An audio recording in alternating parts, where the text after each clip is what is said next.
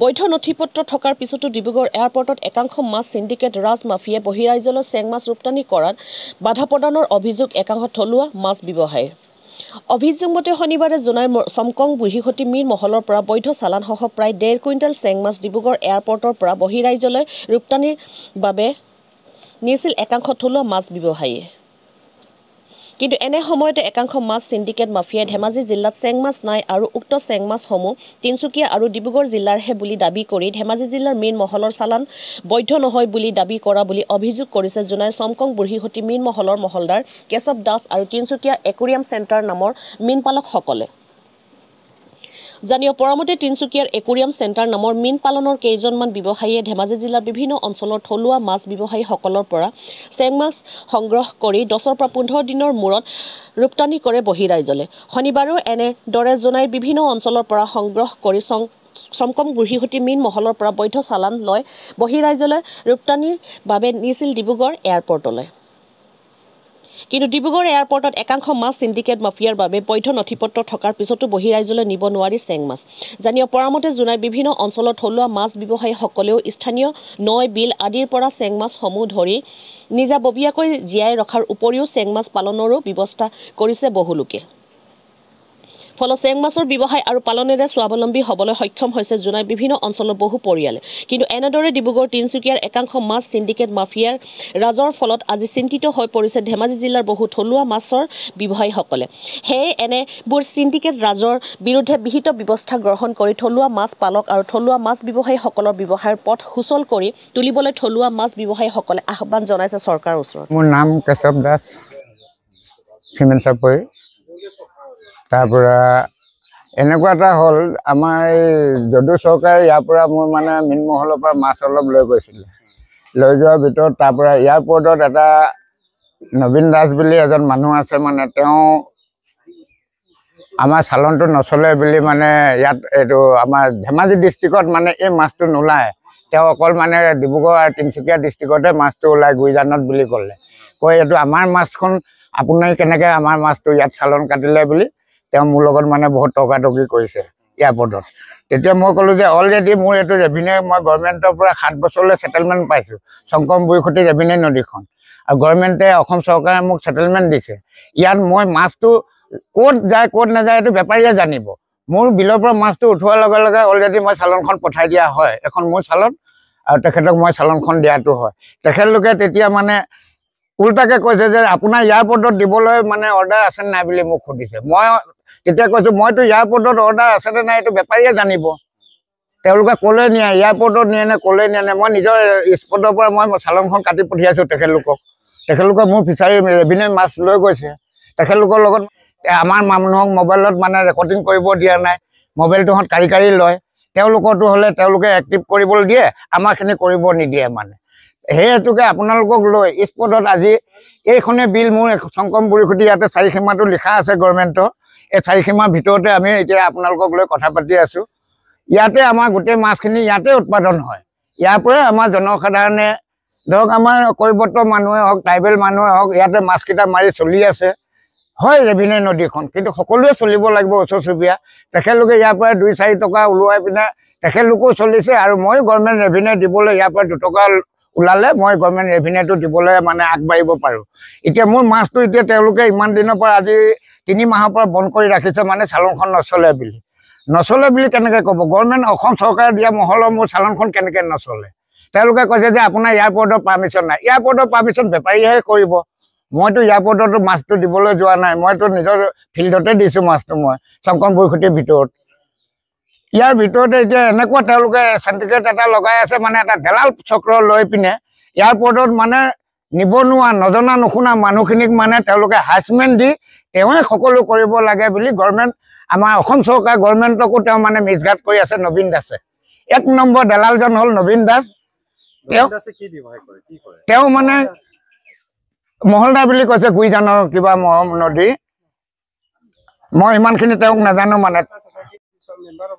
আৰু মই হ'লো ছ'চাইটি চমকং বুঢ়ীহটী ছ'চাইটিৰ সমবায় সমিতি মানে ছেক্ৰেটাৰী মাতিয়া দাস, তেখেত হ'ল প্ৰেচিডেণ্ট। আমি দুইজনে গৈছোঁ এয়াৰপৰ্টত। এতিয়া গৈ কিনে কথাখিনি পাতোঁতে তেওঁলোকে মানে আমাক উল্টাই কৈছে যে চালনটো আপোনালোকক নচলে বুলি কোৱা নাই, চালানটো চলে তেতিয়া আমি বুজি পালো যে তেওঁলোকৰ এটা বেলেগ সিন্ডিকেট আছে মানে আৰু এজন আছে এইটো কি কৈছিলে প্ৰণৱ নে কি পলৱ সোণোৱাল পুলক সোণোৱালে আহি কিনি তেওঁ এয়াৰপৰ্টত মোক মানে এনেকে গাত ধৰি মানে তেওঁ মানে বাৰে বাৰে গাত ধৰি কথা কয় মানে তেতিয়া তেওঁক ক'লো মানে আপুনি গাত ধৰিবলৈ আপুনি কোন হয় আপুনি মহলদাৰ নে কি হয় আৰু আপুনি দূৰৰ পৰা কথা পাতক মোৰ লগত গাত ধৰি আপোনালোকে ইয়াত মিছগাত কেলে কৰি আছে মইতো আপোনালোকৰ গভৰ্ণমেণ্ট ৰুলত কথা পাতিব আহিছো অপদপ কৰিছে সম্পূৰ্ণ অপদপ কৰিছে তেওঁলোকে এয়াৰপৰ্টত আমাৰ মানুহখিনিক মানে কোনো মোৰ ৰেভিনিউখন মহলে নহয় বুলি তেওঁলোকে অপদপ কৰি আছে মানে তাত মানে চালান নচলে বুলি অলৰেডি আমাৰ মানে গভৰ্ণমেণ্টে আমাৰ 7 বছৰলৈ মোক সেটেলমেণ্ট দিয়া আছে 2022 চনৰ পৰা 29 চনলৈকে মোক সেটেলমেণ্ট দিয়া আছে গভৰ্ণমেণ্টে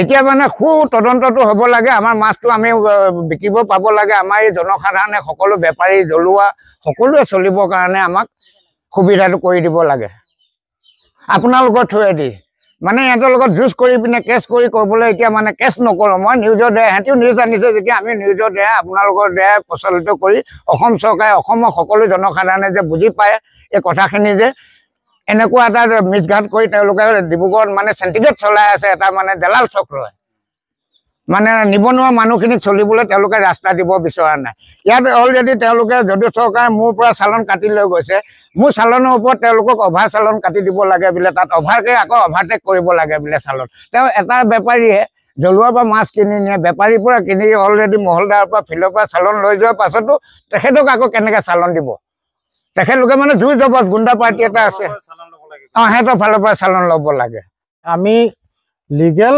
চালান লৈ যোৱাৰ পিছতো আমাৰ মাছটো ডিব্ৰুগড় এয়াৰপৰ্টত একচেপ্ট কৰা নাই কাৰণ আমাৰ তিনিচুকীয়াৰ একাংশ দালালে আমাক অতি ভালেমান দিন ধৰি অশান্তি দি আছে ইয়াতে আমি বহুত হাৰাশাস্তি পাইছোঁ আৰু মাছখিনি আমি শংকৰাং বৰচুতি জোনাইৰ পৰা লৈছিলোঁ জোনাই মহলদাৰটোৰ নাম হ'ল শ্ৰী কেশৱ দাস তেওঁৰ পৰাই আমি চালানখন লৈ পেলাই আমি ডিব্ৰুগড়লৈকে লৈ গৈছিলোঁ আৰু মোৰ ঘৰ তিনিচুকীয়াতে থাকোঁ মোৰ ফাৰ্মো তিনিচুকীয়াতে আছে যিহেতু এইটো অৰ্নামেণ্টেল ফিছ হয় লাইভ ফিছ হয় সেইটো আমি ভালেমান দিন জীয়াই ৰাখিব পাৰোঁ আৰু ৰাইজৰ পৰা আমি গোটাই 10-15 দিন জমা কৰি আমি বহিৰাজ্যলৈ আমি পঠিয়াওঁ তাৰ পৰা আমাৰ গাঁৱৰ মানুহৰো 2 টকা আমদানি হয় আৰু আমাৰো এটা ভাল বিজনেছ হৈ আছে আৰু ইয়াত কোনো আনলিগেল আৰু কোনো বেয়া বিজনেছ চলা নাই কিছুমান মানুহে আমাৰ ওপৰত বেয়া আঘাত লগায় সিহঁতে কৈছে যে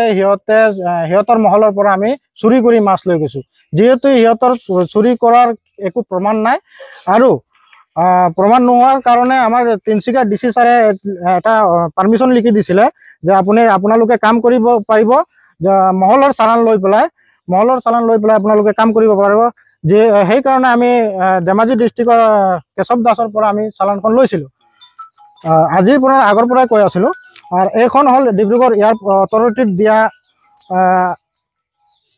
ডকুমেণ্টখন যিহেতু ডিচি ছাৰে কৈছে যে চালানখন লৈ পেলাইহে আপোনালোকে একচেপ্ট কিন্তু তথাপিও ডিব্ৰুগড় এয়াৰপৰ্টে আমাৰ চালানখন একচেপ্ট কৰা নাই মাছক লৈ এটা সিন্ডিকেট মানে কি আমাৰ যিটো লিগেল মাছ হয় লিগেল মাছৰ কাম কৰি আছোঁ লিগেল বেপাৰে হয় আমাৰ ফাৰ্মো আছে আমাৰ GSTও আছে চালানো আছে আমাৰ সব ডকুমেণ্টে আছে যিটো বিজনেছ কৰিব এটা মানুহৰ দৰকাৰ হয় তাৰ পিছতো সিহঁতে এটা এনেকৈ সিন্ডিকেট লগাই আছে যে সিহঁতৰ চালান ল'ব লাগে আৰু সিহঁতক অবৈধভাৱে টকা দিব লাগে সিহঁতে এইটোৱে কৈ আছে যে অকল সিহঁতৰ এলেকাতে মাছটো পোৱা যায় আৰু বাকী ক'তো মাছটো পোৱা নাযায় তো আমি মোটামুটি ভালেমান কেইটা অঞ্চলৰ পৰা মাছ কালেকশ্যন কৰোঁ আমি কিছুমান শদিয়া ছাইটৰ পৰা কালেকশ্যন কৰোঁ কিছুমান আমি জোনাই অঞ্চলৰ ভালেমান কেইটা অঞ্চলৰ পৰা কালেকশ্যন কৰোঁ আমাৰ মৰাণ অঞ্চলতো মাল হয় যিবোৰ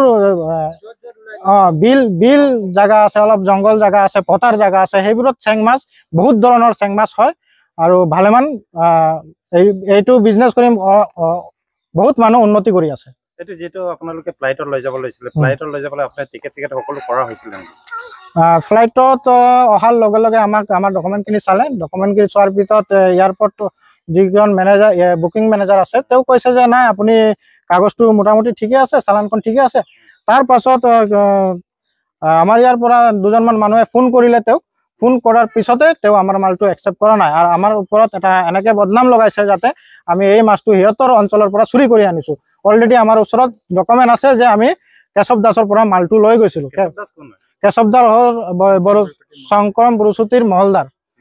তেওঁ হয়। আচ্ছা, আপোনাৰ নামটো কি? মোৰ নাম শ্ৰী যদু চৰকাৰ। আপুনি কেতিয়াৰ পৰা এই ব্যৱসায়টো? মই মোটামুটি 15 বছৰ হৈ গ'ল মই এই ব্যৱসায়টো কৰি আছোঁ। আৰু এই ব্যৱসায়টো অৰ্নামেণ্টেল ফিছৰ অসমতে ময়ে প্ৰথম কৰিছোঁ। বহিৰাজ্যলৈ পঠিয়াই আছোঁ মই প্ৰথমেই। আৰু ময়ে এই গাঁও অঞ্চল মানুহকে শিকাইছোঁ আৰু কেনেকৈ পুহিব লাগে, কেনেকৈ থ'ব লাগে, চবক ময়ে শিকোৱাম। আমাৰ ইয়াত এই মাছটো পায়। আমাৰ ৰান্ধনী আমাৰ লুইত পৰিয়া জনাই তেলাম আঞ্চলিক। আমাৰ ইয়াত ৰান্ধনী বিলে আছে। তাৰপিছত আমাৰ অকণ ল'ৰা ছোৱালীও মাছ বিচাৰে। আকৌ আমিও চালনীৰ লগত পানী আহিলে মানে চালনী মাৰি পেলাই আমি মাছটো ধৰোঁ। আমি এইবিলাকৰ কাৰণে আমি জীয়াই আছোঁ। অকণ ল'ৰাবিলাক এইবিলাক বেছি এটা পালেও দুটা পালেও আমাৰ ইনকাম আছে। এইটো কাৰণে আমাৰ গাঁৱৰ চুবুৰীয়া ধেমাজি ডিষ্ট্ৰিক্টতে আমাৰ এই মাছটো আছে। তাৰপিছত আমি এইবিলাকৰ পৰাই আমি জীয়াই আছোঁ। অকণ ল'ৰা ছোৱালীবিলাকে চেপা পাতে, চালনী মাৰে, তেতিয়া কোনোবাই 5টা পাব, কোনোবাই 3টা পাব, তেনেকৈ আমি মাৰি পেলাই বেচি পেলাই আমি বেচি আছোঁ। নিমখ জলকীয়া তাৰ লগতে আমি খাই আছোঁ। আমি মাছটো আছে আমাৰ এতিয়া অকণ ফিচাৰীও আছে। আমি বনাই থৈছোঁ। তাত এযোৰ তই এযোৰৰ পৰা 2000-3000লৈকে পায়। এতিয়াও আমাৰ পোৱালি দিয়ে। আমাৰ হেৰি কিবা ফিচাৰীটো চাবলৈ মন গ'লে আমি ফিচাৰীও দেখুৱাই দিম। এনেকুৱা আমাৰ ইয়াত লাংলিং কৰি পেলাই আমি মাছ বেছি খোৱা নাই। ল'ৰাবিলাকে আমি গোটাই মেলি পেলাই দিছোঁ, ল'ৰাবিলাকে বেচিছে। মই বেপাৰী হয় ইয়াৰ, আমাৰ তেলাম অঞ্চলৰ এই মাছৰ বেপাৰী হয়। এই মাছটো আমাৰ ইয়াত ধেমাজি ডিষ্ট্ৰিক্টতে পোৱা যায়। আমাৰ হেৰিৰ পৰা এই জোনাই টু গহপুৰ আমাৰ উত্তৰ লাইনত চব সেইটো মাছটো পোৱা যায়। আমি এইটো মাছটো পুহি কিনি যোৰাকৈ ফিচাৰী লগাই কিনি আমি পোৱালিও প্ৰডাকশ্যন কৰিছোঁ। এইবিলাক আমি বেপাৰ কৰি এই বেপাৰটো কৰি কিনি আমি 4-5 বছৰমান এই যদু চৰকাৰৰ লগত আমি লেনদেন কৰি কিনি আমি বিজনেছটো কৰি আছোঁ। আমি সেই মাছটো এতিয়া এই নবীন দাসে তাত এয়াৰপৰ্টত গণ্ডগোল হোৱাৰ কাৰণে আমি এতিয়া 1.5 মাহমান হ'ল এইটো বিজনেছটো চলাব পৰা নাই। এতিয়া বন্ধ হৈ আছে। এইটো আকৌ কাগজটো মহলদাৰে কাগজটো ক্লিয়াৰ কৰি কিনে আজি এয়াৰপৰ্টত পঠাইছোঁ। এয়াৰপৰ্টৰ পৰা আকৌ এইটো হেৰি নহ'ব বুলি কমপ্লেইন হোৱাৰ কাৰণে আমাৰ আকৌ বহুত অসুবিধা, গৰাই পঠোৱাৰ কাৰণে আমাৰ বহুত অসুবিধা হৈছে। আমাৰ এইটো বহুতজন মানুহে মাছৰ বিচৰা মানুহ আছে। ইয়াৰ হেৰি চেপা পাতি ভল্ডাৰ পাতি আমি এতিয়াও যোগাৰকেইটা দেখাই দিম। জ্বলোৱাবিলাকত ঘৰে ঘৰে গৈ কিনি আমি দেখাই দিব পাৰোঁ। আমি সেইটো মাছটো হেৰি বিচাৰি কিনি এটা দুটা পোৱাটো আমি 50-60 টকাকৈ এটা মাছত, 1 পিচ মাছত 50-60 টকাকৈ কালেকশ্যন কৰি কিনি আমি 1 পইচা 2 পইচা তাৰ পৰা ইনকাম কৰি কিনি আমি খাই আছোঁ। ইমান 4-5 বছৰ হ'ল এনেকৈ আমি খাই আছোঁ। আমি ঘৰত হেৰিৰ পৰা জ্বলোৱাৰ পৰা কালেকশ্যন কৰি কিনি আমি 1000-2000 পিচ হ'লে আমি যদু চৰকাৰৰ লগত পঠাওঁ। যদু চৰকাৰে এয়াৰপৰ্টত পঠাওঁ। এনেকৈ পঠাই আছিলোঁ। আজি 1.5 মাহ 2 মাহমান হ'ল এইটো আমাক মানে বন্ধ কৰি ৰাখিছে। এইটো এতিয়া আমি চৰকাৰক আহ্বান জনাইছোঁ যে আমি সেই মাছটো এয়াৰপৰ্টত নি যদু চৰকাৰে পঠিয়াব পাব লাগে, সুবিধাটো কৰি দিব লাগে। আমি নিবনুৱা মানুহবিলাকে এইটো মাছটো বিচাৰি কিনি বিক্ৰী কৰি খাব পৰাকৈ